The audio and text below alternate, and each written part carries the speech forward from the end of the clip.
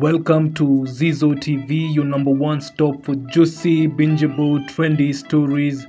And if you ain't seen it here, then it probably didn't happen. Now, netizens have reacted to a video capturing Gabon President Ali Bongo being seen off at the airport by officials standing drenched under heavy rain. In the video, one person is holding an umbrella over President Bongo, with everyone else lined up to see him off, seemingly bearing with the heavy downpour. I'm amazed mostly at how composed they all seem standing in the rain like that, like it's something they are used to, or maybe they are scared stiff of the tyrant.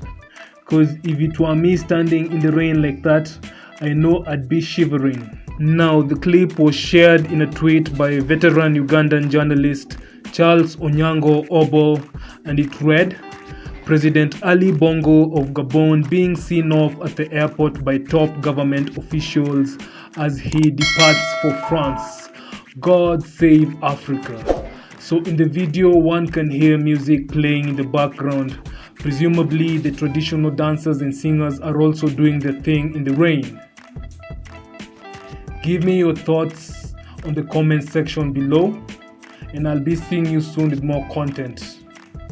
Bye